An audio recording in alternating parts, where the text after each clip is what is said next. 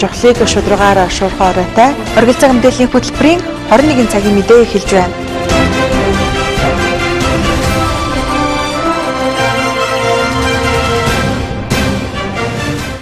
Орой минь дөрвөн үзэгчтэй жухлыг шударгаараа шуурхай өргөнөөрөөтэй оргил цаг мэдээллийн хөтөлбөрийн баасан гарагийн 21 цагийн мэдээ эхлэхэд бэлэн боллоо. Анхаарлаа хандуулна уу.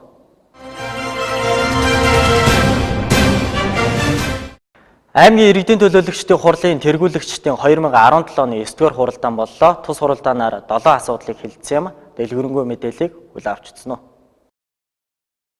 Тус хуралдаанаар аймгийн иргэдийн төлөөлөгчдийн хурлын ээлжид 7-р хуралдааны бэлтгэл хангасан дүнгийн тухай, баян өндөр уулыг орон нутгийн хамгаалтанд шинжилэн авах тухай, аймгийн нутаг дэвсгэрт согтууруулах ундаа худалдах, түүгээр үйлчлэх тусгай зөвшөөрөл олгох, хяналт тавих журмыг шинжилэн батлах тухай, 2016 оны улс орон нутгийн төсвийн хөрөнгө оруулалтын төсөл, арга хэмжээний үр дүн орон нутгийн хөгжлийн сангийн зарцуулалт, төрийн болон орон нутгийн өмчит байгууллагуудын санхүүгийн аудитын нэгдсэн дүнгийн тухай, аймгийн 2016 оны төслийн гүйцэтгэл батлах тухай, аймгийн 2017 оны төсвийн нэмэлт өөрчлөлт батлах тухай, илтгэл илтгэгчдийг батлах тухай гэсэн асуудлуудыг хэлэлцсэн юм а. 3.1-4 дээр татрын хилцэд албан татвар төлөгчөөр бүртгэл татрын системд холбогдсон кассой машинтай байх гэдэг асуудлыг бол татрын албанаас санал ирсэн. Энийхэн дагуу оруулсан байгаа. За бид нар хоёр тус журмын 2 дахь бүлэг бол тусгай зөвшөөрөл авахд бүрдүүлэх баримт бичиг бол хуулиар олгох авахд бүрдүүлэх баримт бичиг нь хуулийн дагуу бүрдүүлэгдээд тухайн аж ахуйн нэгдэд тусгай зөвшөөрлийг олгочихно. За журмын 3 дахь хэсэг бол тусгай зөвшөөрөл эзэмшигчд гэж байгаа учраас тусгай зөвшөөрөл авсныхан дараа эзэмшигчд бид нар нэмэлтээр шаардлага тавих боломжтой юм а гэж үзэж оруулж ирсэн байгаа. Өмнө нь бол хүсэгчд гингүүд хуулиас давсан шаардлага байна гэдэг байдлаар яамнаас дүгнэлт ирсэн. Тэгэхээр тусгай зөвшөөрөл нэгэнт бүрдүүлээд хуулийн дагуу авцсан аж ахуй нэгж байгууллагад бид нар ийм нэмэлт шаардлагыг тавиад энийг журмын 6-гийн 6 дугаар зүйл заасан хүчингүй болгох гэдэг дээр хариуцлага болгоод оруулаад өгсөн байгаа. 6-гийн 1 дээр албан татрын төлбөрийн албан татвар төлөөгүй болон суудагсан татраа хариалах татрын албан тооцоо хийгээгүй татрын үр төлбөртэй удаа дараа ноцтой зөрчил гаргасан бол шууд хүчингүй болгоно гэдэг байдлаар зохицуулт хийгээд оруулсан учраас энэ бол хуулийн нэмэлт шаардлага гэж үзэхгүйгээр авахд бүрдүүлэх нэмэлт шаардлага биш, авсны дараа тавьж байгаа шаардлагаа гэдэг байдлаар ойлгож болно. Төвчлүүдээ арилгасан тохиолдолд заавал тусгай зөвшөөрлөг олгоно гэсэн байна л дээ. Олохгүй байх төвчлүүд бас байгаа үстэй. Одоо насан туршийн хүүхдэд дүүслэх, удаа дараалан цаг хугацаа хэвтрүүлэх гэдэг тэр мөрийн дээрээ тусгаж өгөх юм бэ гэдэг асуулт байна. Өөрөөр хязгаартай орж байгаа тэр мөрийн дээр тавар оруулж өгөх хэрэгтэй шүү дээ. Тэгэхгүй тэгэл зөвчл байхын гаргачаал дахиад сошиал аавна гэдэг санал гаргаа явж байгаа бол бидэд бас хэрэггүй байх тийм ээ. Байнга одоо хэв зурм авч зөрчиж байгаа нөхдүүдэд тийм боломжгүй болгохын заалтууд олж өгөх шаардлагатай байна гэж. За аж ахуйн тусгай зөвшөөрлөлийн эзэмшигч маань хуулийн дагуу сонгуулах хүсэлтээ бол гаргана. За сонгуулах хүсэлтийн дагуу хэлэлцээ түүнийг төтгөлзүүлэхгүй хүчингүй болох уу гэдгийг ажлын хэсэг шийдвэрлэж засаг дарах санал уламжлах ёстой. За төтгөлзүүлэх үндслүүдийг бол журмын тусгаад өгсөн хууль бас тусгай шаардлагууд байгаа. За хүчингүй болгох үндслүүд нь хуульд бол тодорхойгоо заагаад өгсөн болохоор заавал журманд нэмэлтээр оруулж өгөх шаардлагагүй гэж бид нар үзсэн. Төрийн лог даргын хэлснээр тэр яг хугацаан дээр бол 5-2 дээр 3 сараас доошгүй гэдэг нь одоо бас юу амиж 3 сар хүртэлх ч юм уу тэгээд бас нэг арай юуны хил нойролгыг оруулахын зүйтэй байх гэж бодож байна. Тэгээ хөнгөн хөндөвтөр гэдгээсээ хамаарат бас 3 сар хүртэлх хугацаа гарч ирдэг юм. Хамгийн бага нь 3 сар гэхээр нэг өчигхэн жижиг юм дээр аж ахуйн нэгжигээ бас тэгээдээд унгаад авах шаардлага байна гэж. За 5-3 дээр тэр ажлын 14 хоногийн дотор гэж энэ тэгээд ажлын гэж заах ямар шаардлага байна. Эсвэл хоолой ч юм уу. Тэгээд ажлын хэр чинь үндсэндээ 3-7 хоног болчихно. Түрүүн Болбаатар хоорондоогийн хэлснээр бас шийдвэрлэх асуудлууд бол байж болно. Гэхдээ энийг бол юу гэдэг 14 гэдгийг тусгаалan заахгүйгээр явдаг юм уу? Арай өөр утга агуулгаар оруулж ирвэл ойлголоо зохистой гэж бодож байна. 2017 оны 1-р улирлын байдлаар цогтуугаар үйлдэгдсэн гэмт хэрэг 83 бүртгэгдэж нийт 186 гэмт хэргийн 44.6%-ийг эзэлж уг хэргийн үзүүлэлтийн урд оны мөнөөс 25.8%-аар өссөн үзүүлэлттэй байгаа нь нийгэмд архитан цогтууралд улам залуужиж байгаа хандлагатайг илэрхийлж байна. 2017 оны 1-р улирлын байдлаар согтуугаар үйлдэгдсэн гэмт хэрэг 83 бүртгэгдэж нийт 186 гэмт хэргийн 44.6%-ийг эзэлж уг хэргийн үзүүлэлт урд оны мөньес 25.8%-аар өссөн үзүүлэлттэй байгаа нь нийгэмд архитан согтууралд улам залуужих хандлагатай байгааг харагдж байгаамаа. Тэгвэл аймгийн нутаг дэвсгэр согтууруулах ундаа худалдах түүгээр үйлчлэх тусгай зөвшөөрөл олгох хяналт тавих журмыг шинжилэн батлах тухай хэлэлцэж тухайн зөвшөөрөлгүй архи согтуурах ундаагаар үйлчилж байгаа иргэдэд хариуцлах тооцох бодлогыг нэгтлэн тунгааж хариуцах эзэнтэй болох ажлыг хэлэлцсэн юм а. Өнөөдөр бүх нийтийн их цэвэрлэгээний өдөр тохиож байна. Энэхүү өдрийн хүрээнд 130 аж ахуй нэгж байгууллагын 1600 хүн оролцсон байна.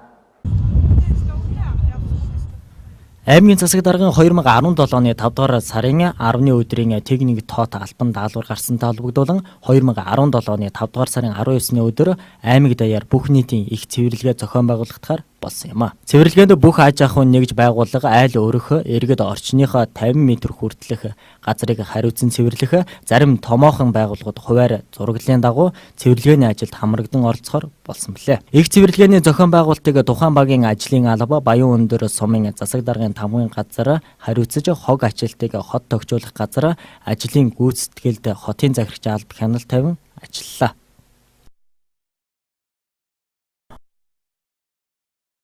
За өнөөдөр Хорхой аймгийн засаг даргын албан даалгаврын дарга хотгочлох байгуулс их хотын цэвэрлэгээс арга хэмжээ 5 сарын 19-нд өнөөдөр зохион байгуулагдлаа. Тэгээд өнөөдрийн арга хэмжээнд болохоор нийт 130 аж ахуйн байгууллага буюу 1600 хүн оролцсоноор өнөөдөр дүү мэдээрэд байна. Өнөөдөр машин техникийн хувьд бол 19 техник, 3 механизм ажиллаж байгаа. Ачид дэхээс нэг ховоо нэг машин механизм бас тэмдэглэгээр орж ирсэн машин техниктэй ажиллаж байна. Тэгээд одоогийн байдлаар бол нэлээдгүй газар цэвэрлэгийн үйлчлэгээ хийгдэж дууссан. Одоо бид бүхэн бол одоо хамгийн хүнцэг буюу одоо эко оролын надлын хэсэг бол 7 дугаар оролын дээрээ байна. Энэ дээр бол одоогийн байдлаар хүүхдээ ордон 81-р анги нутаг дэвсгэрийн хэмжээнд гарахаар одоо бидхэд яг энэ хүнцэг дээр ажиллаж байна. За ерөнхийдөө хур хог үлгэр оролын үрийн талангууд дээрээс нийтийн эзэмшлиг эзэнгүүд өргөдөд бол нэлээд хур хог цэвэрлсэн байдаг.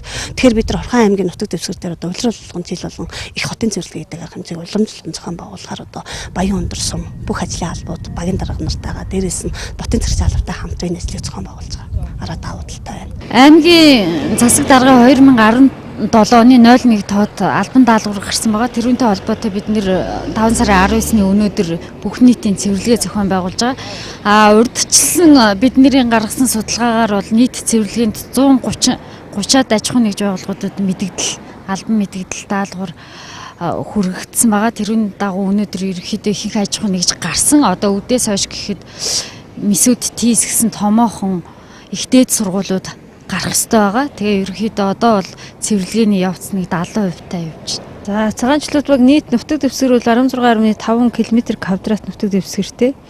За энэний одоо 7000 м² нь баг нийт эзэмшлийн зам талбай байна. За бид энэ их хотын цэвэрлэгээ, хотын захирагчийн алба, хотогчуулах газраас аймгийн засаг даргын албан даалгавартайгаар ингэж их хотын цэвэрлэгээ хийж агаад цагаанчлууд баг бол 34 аж ахуй нэгж байгууллагт аймгийн засаг даргын албан мэдэгдэл, хотын захирагчийн албаны албан тоот, багийн засаг даргын албан тоотыг бол хөрвүүлсэн. За энэ хүрээнд 34 аж ахуй нэгж байгууллагаас 138 хүн гарч энэ их цэвэрлэгээнд, их хотын цэвэрлэгээнд бол оролцож байна. За нийтдээ өнөөдрийн одоо цэвэрлэгээ бол 60%-тэй явагдаж байна. Хотогчуулах газраас бол нэг машин дагаж явж байгаа. Цэвэрлэгээний хүрээнд бол 4-5 машин хог бол одоо гарсан ийм байдалтай байж байна. Бүх нийтийн их цэвэрлэгээнд 130 байгууллагын 1600 гаруй хүн оролцож Орхон аймгийнхаа хур хог ихээр хуримтлагдсан газруудаар цэвэрлэгээ хийлээ. Энэхүү ажлыг улирал бүр тогтмол их хотын цэвэрлэгээний өдөр болгон явуулахаар Баян өндөр сум бүх ажлын албад болон хотын захирагчийн албад зохион байгуулж ажиллахаар төлөвлөд байгаа тухай хот тогтоолох газрын дарга Оюун Баяр онцолж байлаа. Уран дулаан цаг ирсэндээ холбогдуулан хүүхдүүд гадаа тоглож үүнийг дагаад эцэг эхийн өөр хүүхдэд тавих анхаарал суларч байна. Сүүлийн 7 хоногт 2-4 насны хүүхэд орон гэрээсээ төөрсөн 4 тохиолдол бүртгэгдсэн байнамаа. Мөн улирлын шинжтэйгээр сэтгцийн өөрчлөлтөнд ордог хүмүүс алга болсон тохиолдол гарсан байна. Орхон аймгийн цагдаагийн хэлтсээс ирүүлсэн сэрэмжлүүлэг мэдээг хүргэж байна. Орхон аймгийн цагдаагийн газар 2017 оны 5 дугаар сарын 18-ны өдөр орон гэрээсээ сураггүй алга болсон тохиолдол бүртгэгджээ. Говьл багийн иргэн хэн олдохгүй байна гэсэн иргэний дуудлагын дагуу цагдаагийн шуурхай бүрэлдэхүүн гарч арга булаг говьл орчмын ууланд самналт хийж иргэн хээг шөнийн тэг 1 цагийн үед модон дундайсныг илрүүлэн арга гэрт нь хүлээлгэж өгчээ. Тухайн иргэн хэн сэтгцийн өөрчлөлтөй байсан байна. Хавар уран 7 цаг ирсэнтэй холбогдуулан нийт сэтгцийн өөрчлөлтөд хэрэгдэд тавих анхаарал болгоомжоо дээшлүүлэх хараа хяналтандаа байлгахаар үүрэг хүлээсэн хүмүүс эдгээр хүмүүсийг удаан хугацаагаар гэртээ хорихгүй байхыг анхааруулж байгаамаа. За сэтгцийн өөрчлөлтөй хүмүүсийг ингэж удаан хугацаагаар хорьсноор гарч оргон зайлах, дэмий сэлгүүцэх, гэмт хэрэг зөрчилд холбогдох, гэмт хэргийн золиос болох эрсдэл бий гэж үзэж байна. Орхон аймгийн цагдаагийн газар 2017 оны 5 дугаар сарын 18-ны өдөр мөн энэ орон гэрээсээ сураггүй алга болж байгаа тохиолдол бас нэг бүртгэгдсэн байгаа. За энэ нь бол Орхон аймгийн Баян цагаан баг, Говьл баг, Ар буллагт болох иргэн хэн 22 цаг 50 минутын орчимд гэрээсээ гараад алдахгүй байна гэсэн энэ иргэнээс дуудлага ирсэн. За энэ дуудлага мэдээллийн дагуу бид нэр Орхон аймгийн цагдаагийн газраас шуурхай бүрэлдэхүүн гарч шалгасан. За ар буллаг, говьл орчмоор бид нар ууланд бол самналт хийж үтсэн байгаа. Иргэн хэн бол шөнийн 01 цаг, за 22 цагийн үед бол модонд байжсэн бид нэр олж илрүүлээд арга гэрт нь хүлээлгэж өгсөн байгаа. За энэ иргэн тухайн иргэн нь бол ямар хүн байсан бэ гэхээр саяхан Улаанбаатар хотын шар хадны эмнэлэг буюу сэтгцийн өөрчлөлттэй хүмүүсийг эмчилдэг энэ эмнэлгээс бол гарч ирж за манай Динж багт байрлах нэг сэтгцэн археологийн төвд хяналтанд байдаг ийм ихэ гэж иргэн байгаа. За мөн сүүлийн 7 хоногт 2-4 насны бага насны хүүхдүүд орон гэрээсээ төөрч цагдаагийн газарт хүргэгдсэн тохиолдол дөрвч бүртгэгджээ. Эдгээр хүүхдүүдийн эцэг хоорондоо муудалцах архитан согтуурсантай холбоотойгоор гэрээсээ төөрсөн байжээ. За харин цагдаагийн газраас архитан согтуурж хүүхдээ үл хайхарсан тохиолдолд гэр бүлийн тухай хуульд хүүхэд эрхийг хамгаалах тухай хуульд заасны дагуу эцэг эх байх эрхийг нь хасах гэсэн заалтын дагуу эцэг эхийн эрхийг түтгэлзүүлж хүүхдийг хүүхэд хамгааллын төв асрамжийн газар өгөхийг анхааруулж байлаа. За 2017 он гарсаар Орхон аймгийн цагдаагийн газраас 2 гэр бүлийн эцэг эхэд энэ төрлийн хэрэг үүсэх шүүхийн шатанд шилжүүлсэн байна. Сая энэ 7 хоногт манай дээр бага насны хүмүүс алга болсон, төөрсөн, гэрээс төөрсөн гэсэн дуулга мэдээлэл 4 удаа бүртгэлээ. Энэ бүртгэлээс харж хахад эцэг эхчүүдийн одоо хайхрамж өрөөгтэй тавих халамж муу байна. Одоо хайхрамж наацны үүднээс болоод хүүхдүүдэнд гэр орноо төөрөх мөн одоо гудамж талбайд явж байгаа одоо нохоод хазуулах байл энэ хөвчлийн одоо бас зөрчлөөс банаад бүртгэдэг. Ийм учраас эцэгчүүд ирэхэд одоо хүүхд бага насны хүүхдүүдээ сайн харж хандаач ээ. Сургууль цэцлэгтний хүүхдүүдэд хүргэж өгч авч байгаа ч гэсэн асуулыг анхааруулмаар байна. Шалтгаан нь бол эцэгчүүд одоо үр хөвгтэй хайхамж хандаж өөрсдөө архитан согтуурсны улмаас одоо гэр орноос хүүхдүүд нь гараад төрсөн тийм асуудал гарсан байна. Одоо ингэж архитар согтуургандаа хэрэглээд хүүхдээ одоо үл хайхараад ингээд одоо байгаа асуудал дээр гэр бүлийн тухай хууль, хүүхд эрхийн амлалт тухай хуулийн дээр эцэг эх байх эрхийг асах гэдэг одоо ийм заалт байна. За 2017 оны эхний 4 сарын байдлаар нийт иргэдээс ирүүлсэн гомдол мэдээллийн үүсгэд 31 гомдол мэдээлэл нь иргэд гэрээсээ болон амьдарч байсан газраас сураггүй алга болсон мөн урт болон богино хугацаагаар асран хүмүүжүүлэгч халамжлагч аав ээжтэй хэлэлгүйгээр өөр газар явсан найзандаа байсан гэх мэт 21 гомдол мэдээлэл бүртгэгджээ. За үүнээс үзэхэд ихэвчлэн 14-өөс 16 насны хүүхдүүд 7-оос 21 хоногийн хугацаанд ар гэрээхэндээ хэлэлгүй явсан тохиолдлууд байсан тул асран хамгаалагч харгалзан дэмжигч өвөө эмийн насанд хүрсэн хүрээгүй хүүхдүүд хаана хинтээ үерхэж нөхөрлөж байгааг мэдэж авах шаардлагатайг цагдаагийн газраас анхааруулгын хамт зарим нэг сураггүй алга болсон иргэдийг эрен хайх ажиллагаа явуулсны үр дүнд нас барсан байдалтайгаар олж ар гэрээхэнд хүлээлгэж өгсөн талаар Орхон аймгийн цагдаагийн газраас мэдээллээ. Шашин цөмгийдийн үйл ажиллагааг зохицуулах журам 2009 онд батлагдсан мөрдөгдөж байна. Тэгвэл энэхүү журмын хүрээнд хяналт шалгалтын комисс гарan шалгалт хийж эхэлсэн байна. Өнөөгийн байдлаар Орхон аймагт нийт шашны 27 байгууллага үйл ажиллагаагаа явуулж байна. Орхон аймагт өнөөдрийн байдлаар нийт 27 шашны байгууллага бүртгэлтэй байна. Үүнээс 2 нь бөөгийн, 9 нь буддын шашин, за 1 исламын шашин, христийн 18 байгууллага үйл ажиллагаа явуулж байгаа юм.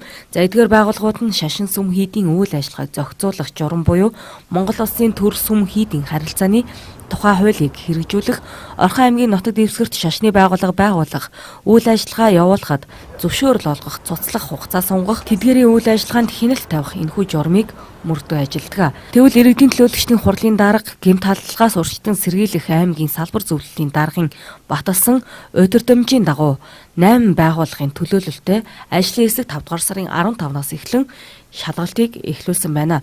За одоогийн байдлаар нийт 21 байгууллагыг шалгаад байгаамаа.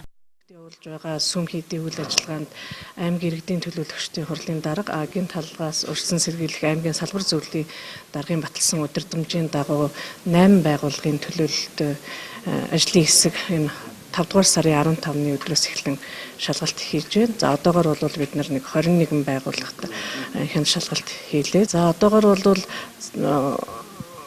Иесус буюу Христийн сүмүүдэд бол за үйл ажиллагаа явуулж байгаа газруудад бол за хэдийгээр тусгай зөвшөөрөлтөй байгаа боловч за итгэгчдийн судалгаагүй одоо жишээлбэл зарим нэгэн сүм хэд бол одоо та бүхэн мэдж байгаа хагас бүтсэн сая өдөр бол цугларалт явуулдаг. За цугларалтанд бол хичнээн итгэгчд ирж гэнэ үү тийм ээ гэдэг судалгаа бол бас бүрэн бус. За итгэгчтэй дагаад бас итгэгчдийн хүүхдүүд бол тодорхой өмнө нь бол бид нэр шалгалтаар явуулахад гадаад хэлний сургалтыг бол нэлээд явуулж исэн зөвшөөрлгүй. За энийг бол бид нар өнгөрсөн жилийн шалгалтаар бол тэр үйл ажиллагааг зохицоосны үндсээр энэ шалгалтын үр дүнд бол одоо гадаад хэлний сургалт бол явагдаагүй байна. Сүм хийд шашны чиглэлээр үйл ажиллагаа явуулахыг аймгийн иргэдийн төлөөлөгчдийн хурлаас 3 хүртэл жилээр зөвшөөрөл олгож, үүний дагуу иргэний харьяалал шилжилт хөдөлгөөний газраас оршин суух үнэлэх олгож, үйл ажиллагаанд нь хяналт тавьж ажилладаг. За хууль бусаар шашны үйл ажиллагаа явуулсан тохиолдолд Монгол улсаас албатан гаргах арга хэмжээг авдаг гин. За одоо явагдаж байгаа шалгалтаар христийн сүмүүдэд итгэгчдийнх нь судалгаа бүрэн бус гэсэн зөрчил илэрч байна. За харин өмнөх жилүүдэд шалгалтаар илэрч байсан итгэгчдийн хүүхдүүдэд зөвшөөрөлгүй гадаад хэлний сургалтыг зохион байгуулдаг зөрчил илрэг байгаа юм. За манай аймагт буддын болон христийн шашны байгууллагууд зөнхлөн үйл ажиллагаагаа явуулж байна. Цахилгаан дамжуулах үндэсний сүлжээ төрийн өмчит компани Хангаан бүс төвийн бүсийн ажилтан албан хаагчдыг дадлагжуулах хээрийн сургалт боллоо. Тус сургалтанд 6 багийн 30 ажилтан хамрагдсан байна. Цахилгаан дамжуулах үндэсний сүлжээ төрийн өмчит компани Хангаан бүс төвийн бүсийн ажилтан албан хаагч нарыг дадлагжуулах дадлах сургуулилт Орхон аймагт болж байна. Энэхүү дадлагыг анхны жилдээ аймгийн онцгой айдлын газартай хамтран зохион байгуулж байгаа юм. За Хангаан бүс төвийн бүсийн салбаруудыг хамруулсан анхны тусламжийн нөхөрлөлийн сургалт дадлах тэмцээнд 6 багийн 30 ажилтан албан хаагчид 2 өдрийн турш оролцож байгаа юм а. Нийт 60 гаруй хүний бүрэлдэхүүнтэй сургалт болж байна. За Хангаан бүсийн хээрийн галт төмөр ихээхэн гардаг гамшигт үзэгдэл тохиолдож аймагт Сэлэнг, Булган, Архангаа, Төв, Дахан зэрэг аймагуудаас оролцуулж байгаа юм а. Манай Орхон аймгийн онцгой байдлын газар өөрөө зохион байгуулалтаар хойд бүсийн төв болсон. Энэтэйгээ хамаарад бид нар Дархан Эрдэнэт гэсэн энэ хоёр том хотынхаа энэ цахилгаан дамжуулах сүлжээнийг ажилчдыг чадваржуулах, сургах, дадлах, тэгээд дадлагаар олж авсан мэдлэгийг тэмцээн болгож өөрсөнд нь суулгах зорилгоор энэхүү тэмцээнийг зохион байгуулж байгаа. Гамшигт хамгаалах тухай хууль, хөдөлгөөний аюулгүй байдлыг ирүүлэх тухай хууль, анхны тусламжийн нөхөрлөлийн дөрмийн талаар онлын мэдлэг тэмцэндээ бид нар гамшигын үед хүмүүсийн ажиллах дадлагыг сайжруулах, бэлэн байдлыг хангах зорилгоор хөнөөлийн 5 голомт, газар хөдлөлт, гал төмөр, хийм, хүн малын голц халдварт, тэгээд айзмут гэсэн 5 голомт дээр багуудын ур чадварыг шалгах болно. Анхны тусламжийн нөхөрлөлийн дадлах сургуульд нь 2 хоног үргэлжилнэ. Эхний өдөр буюу өчигдөр анхны тусламжийн үед авах арга хэмжээ, гамшигын үеийн байдлын талаарх онлын даалгавар хийгдсэн ба өнөөдөр галын бүс, малын гоц халдварт бүс, байгалийн гамшигт эрсдэлт бүс, хортхийн бүс зэрэг эрсдэлтэй бүсэд хэрхэн ажиллаж иргэдэд анхны тусламжийг үзүүлэх талаар дадлах сургууль тэмцээнүүдийг явууллаа.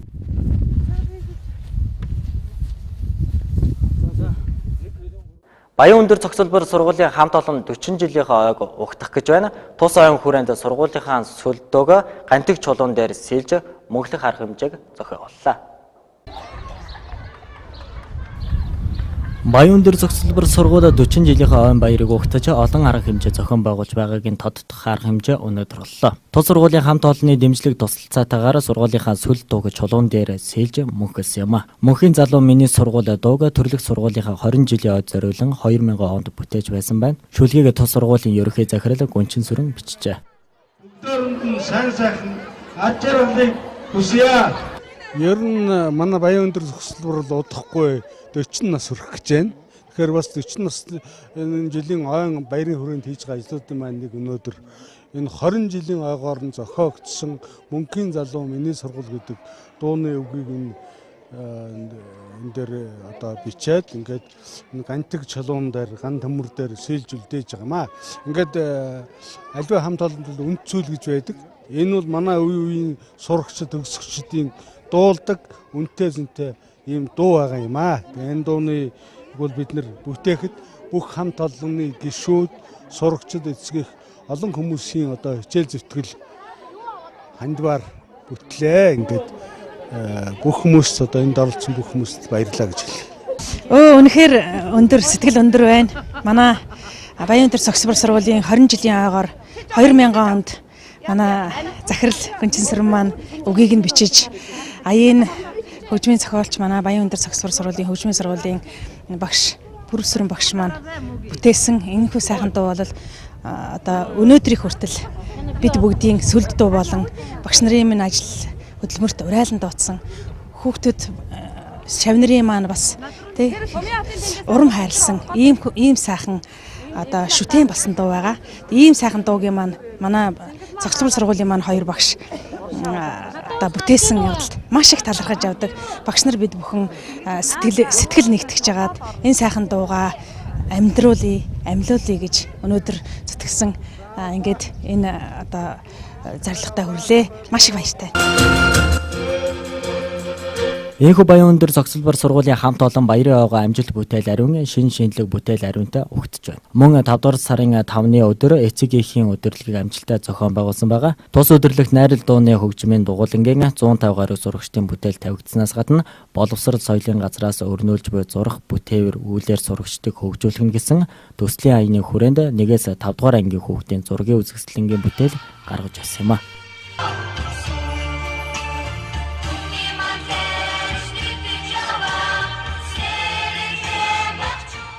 2025 дахь байрны гаднах Каран баригдаад 5 жил болсон тухай иргэдийн эндэрт ирүүлсэн эзэгчдийн санал хүсэлтийн дагуу сэтгүүлч Саран чимэг дараах мэдээллийг бэлтгэсэн байна.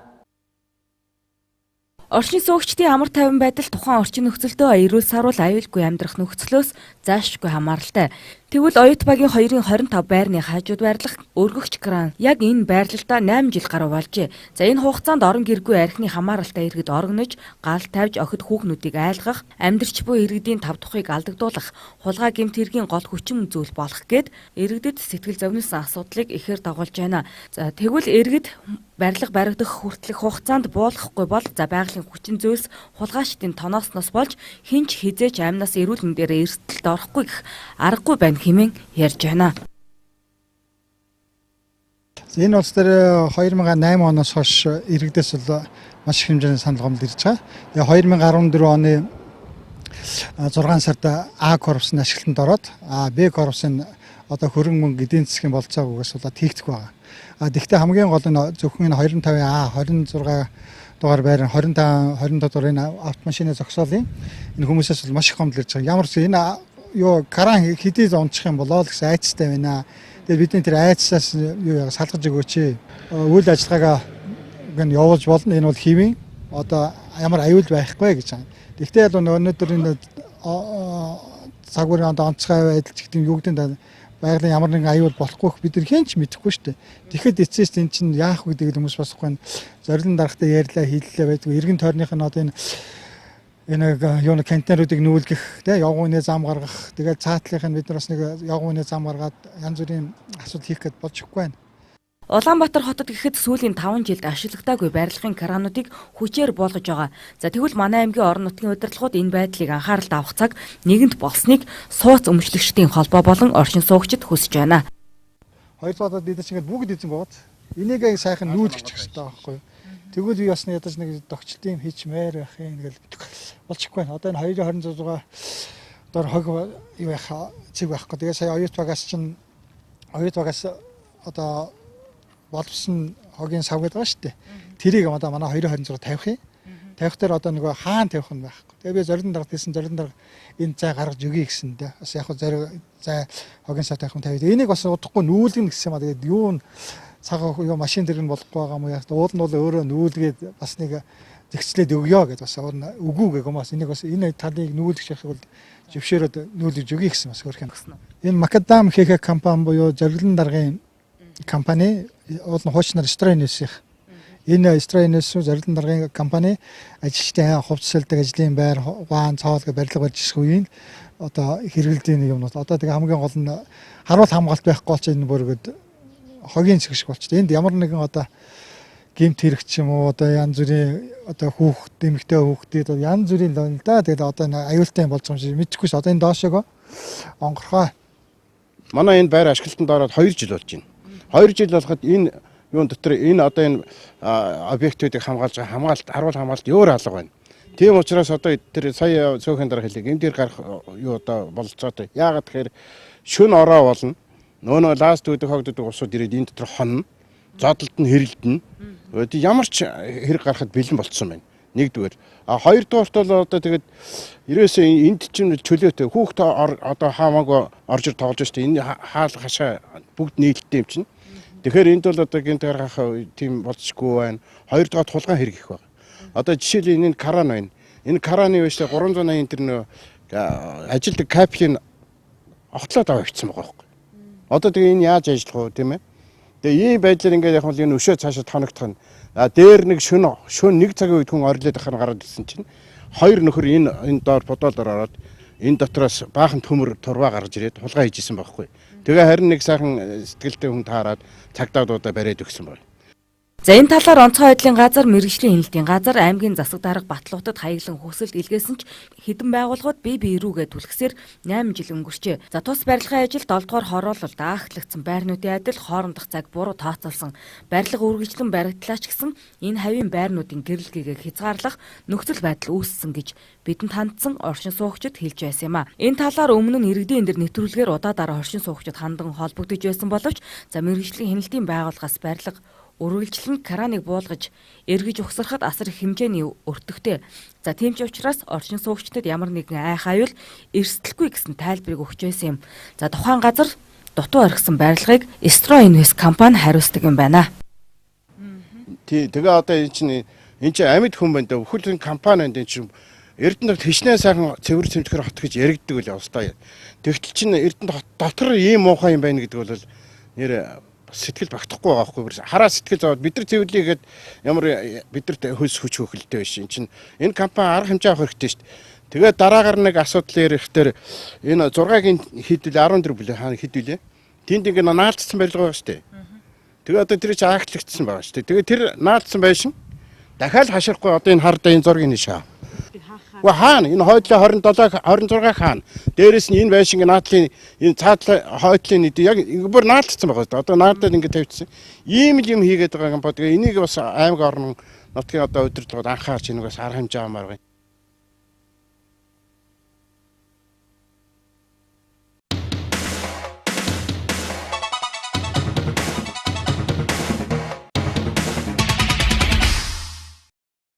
Америк нэгдсэн улсын баазаас хулгайлсан автомашиныг Монгол руу гаргах гэж байжээ. Өмнөд Солонгос дахь Америк нэгдсэн улсын цэргийн баазаас цэргийн зориултын автомашинуудыг хулгайж энгийн иргэдэд худалдан борлуулах гэж байсан бүлэг этгээд тэдний дотор нэг Америк цэргийг Өмнөд Солонгосын цагдаа нар баримтлан саатуулжээ.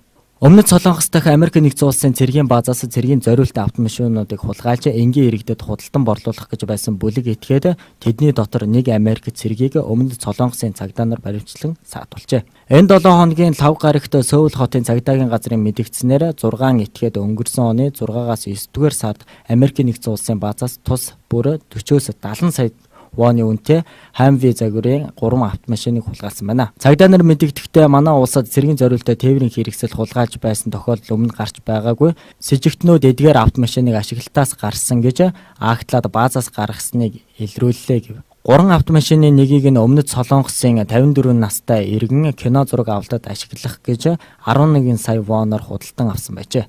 Харин үлдсэн хоёрыг нь Монгол ба Шри-Ланкт худалдахаар хил давуулах гэж байхад нь цагдаа нар сэжигтнүүдийг баримтлан саатуулсан байна. Хонконгт байшин барих газрыг 3 тэрбум доллараар худалдаа авчаа. Хонконгийн бизнесийн дүүрэгт байрлалтай хэсэгхэн газрын дуудлага худалдаагаар 2328 тэрбум Хонконг доллар буюу 3 тэрбум ам доллараар зарсан байна. Энэ нь дэлхий дээрх хамгийн үнэтэй газар болж байна гэж South China Morning Post сонид бичжээ. Дуудлага худалдааны эцсийн үнэ шинжээчдийн таамаглаж байснаас 2.8 тэрбум ам доллараар давсан байна.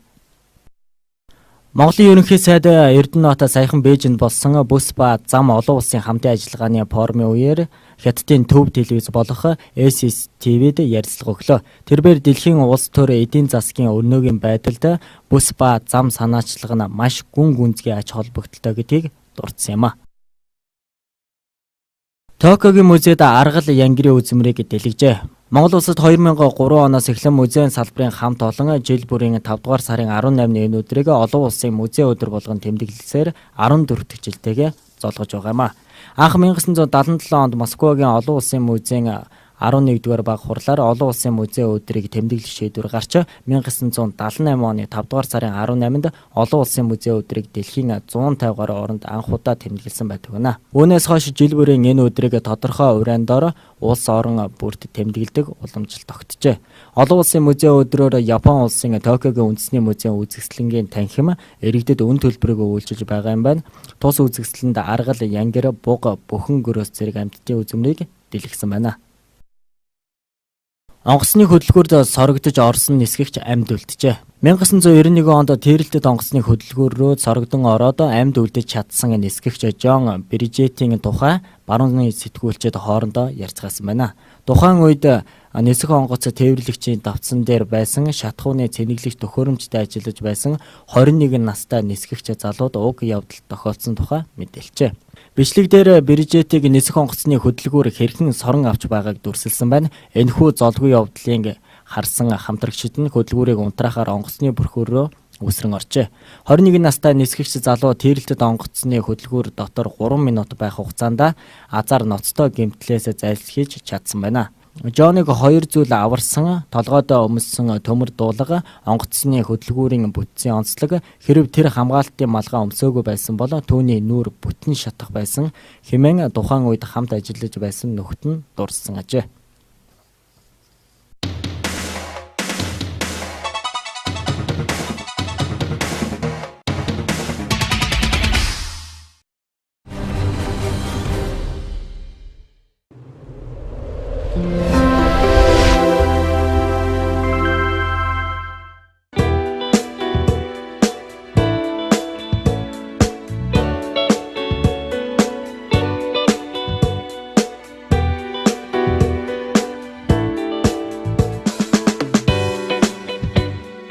Оюун өсчин гоо сайхны салон өсчин болон гоо сайхан маникюр, зам гоо сайхны бүх төрлийн бүтээгдэхүүн, тураах бүтээгдэхүүний үйлчилгээг үзүүлдэг байгаамаа. Өсчтийн тухайд бол мэрэгжлийн чадварлаг хамт олон бүрдсэн. За энгийн болон гоёлын тарилтаас ихсүүлээд шулуун бурчгар хэмээх баталгаа гарган хийж байна. За мөн бүх төрлийн өнгө багах, өсний сор тавих үйлчилгээг үзүүлнэ. Өс уналтыг зогсоох эмчилгээ болон за мөн урт ус заалгах, зарах үйлчилгээг мөн үзүүлж байгаа. Дээрх бүгд одоо өсчтийн үйлчилгээ маань мэрэгжлийн гоо сайхны чанартай бүтээгдэхүүнийг ашиглаж та бүхэнд хүргэлээ.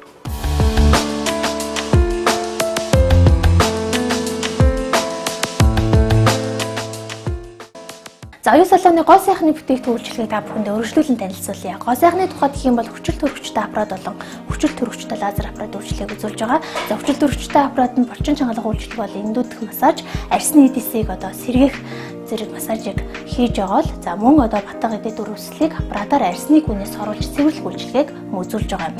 За хүчил төрөгчтэй лазер аппарат нь бол одоо батга болон үрчлээ, сэвх арилгах, за мөн хацрын улаан арилгах, за хөмсгөний шивээс болон бүх төрлийн биеийн шивэсийг арилгах үйлчилгээг үзүүлж байгаа. За гоо сайхны үйлчилгээний тухайд гэх юм бол мөн биеийн илүүдлүүс авах бикини хийх үйлчилгээ, булган, торгон сормоос суулгах, за чигт соолох болон хөмсг, шивэх, засах зэрэг үйлчилгээг үзүүлж байгаа юм а. Оюун салоны тухайд бол олон олон жилийн турш Эрдэнэ хотод үйл ажиллагаа явуулж байгаа. Сүүлийн үед бол тураах бүтээгдэхүүн бас борлуулж хэрэглэгчдийн бас сэтгэлийг дааж авсан. Тэгэхээр тураах бүтээгдэхүүний тухай гэх юм бол барьцаал улсын хүний биед сүрэг нөлөөгүй. За хүний биеэс бол хоригдлогдсон өөхийг шатаах, хүс гадагшлуулах, богино хугацаанд үр дүн үзүүлэх бас барьцаал улсын тураах бүтээгдэхүүнийг борлуулж байгаа. Тэгэхээр сүүлийн үед бас Малайз улсын шинэ бүтээгдэхүүнийг оруулж ирсэн байна. Энэхүү бүтээгдэхүүнийг та бүхэндээ танилцуулъя. За энэ бүтээгдэхүүн маань бол Малайз улсын эко бүтээгдэхүүн, Инсум гэдэг нэртэй энэхүү бүтээгдэхүүн байна. За тус бүтээгдэхүүн маань яадаг вэ гэхээр одоо нийт бол 88 төрлийн ногоо болон жимсний найрлагатай хүний биед хор нөлөөгүй Малайз улсын эко бүтээгдэхүүн байгаа юм а. За тус одоо бүтээгдэхүүн маань бол хүний биед хор нөлөөгүй илгийг өөхөлөхөөс сэргийлнэ, илэгний үйл ажиллагааг сайжруулна, согтууруулах хундаанаас илгийг хамгаална. За мөн 7-оос 10 кг турна. За ганцхан жин хасах гэхгүйгээр жин нэмэхэд хүртэл энэхүү бүтээгдэхүүнийг хэрэглэх боломжтой юм байна. За мөн даралт тогтворжуулна, ходоод эзний үйл ажиллагааг сайжруулна, толгойн өвдөлт арилгах нь батгас, сэвэх, нөсөө толгов зэргийг арилгах гэд маш олон давуу талыг үзүүлэх энэхүү одоо шинэ эко эрүүлжүүлэн тураах бүтээгдэхүүнийг оюун салоноос та бүхэндээ танилцуулж байна. Маникюрын үйлчилгээний тухай гэх юм бол шилэн болон гел өмнөс хийж байгаа. Америкийн гелэн будгаар энгийн болон загварын бүх төрлийн бодол засалтуудыг хийж үйлчилж байна.